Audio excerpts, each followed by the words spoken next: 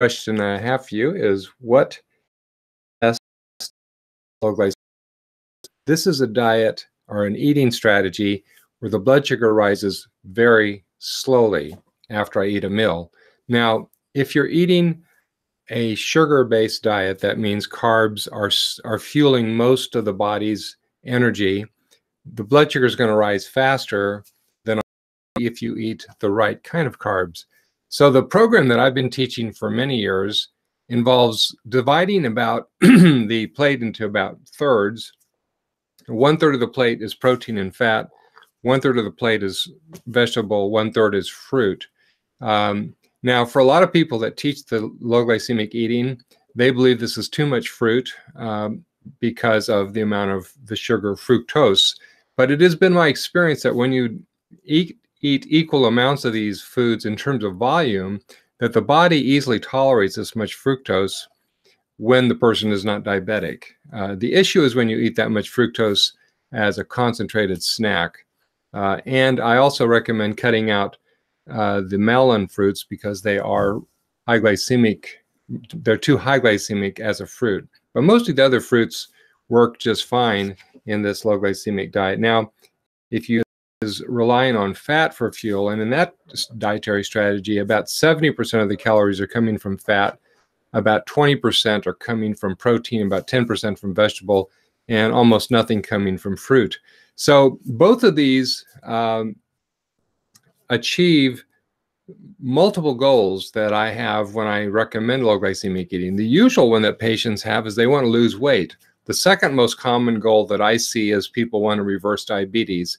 But then there's a whole bunch of other goals that people have that this kind of a dietary strategy, and really either one of these approaches works quite well, and that is decreasing microinflammation.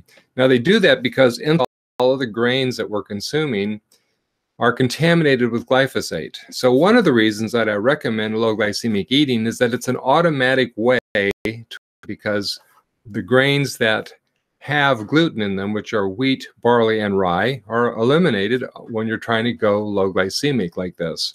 So you're not only eliminating gluten, you're limiting dramatically much of the glyphosate, which is sprayed on. So why do we want to cut out glyphosate? Well, it's an incredibly destructive chemical that damages the bacteria in your gut, damages the bowel wall, makes the bowel wall leaky. And if gluten is going to be an issue, it's going to magnify gluten as an issue for you. So by eating in one of these low glycemic fashions, you're cutting out gluten, you're limiting glyphosate. So I saw a patient today who has been bothered by severe reflux, esophagitis, and a bunch of other GI symptoms for decades. I saw her at a friend's request. And when I explained to her one of these two strategies going forward, she wasn't too eager to jump into this because she wanted her cake and eat it also. She wanted to be able to eat her grains. She wanted to be able to eat several of the things and still get away from her symptoms. And I tried to explain to her, there is no way forward except to cut these things out. If you've got these GI symptoms that she was having, you have to cut them out completely, at least for 4 weeks, to see what happens when I do that. And then you have a sense as to whether that's where your problem lies. So for most GI problems, if you eliminate the gluten and glyphosate for 4 weeks and at the same time repopulate your GI tract with good probiotic-based foods, which include organic vinegar, kefir, homemade sauerkraut, then you have a chance to see what does your gut really look like and feel like when it's in a healthier state. So the key to getting there is low glycemic eating. The other things that you can do to enhance health and discover what are the results of this, you can discover that pretty quickly within about 4 weeks. And so when I tell patients this, I tell them, look, you're not making a change for the rest of your life. You're making a 4-week change just to make the diagnosis. Is this collection of symptoms that I have connected to what I'm eating? And these things that are pollutants or some of the natural nutrients that are part of the foods.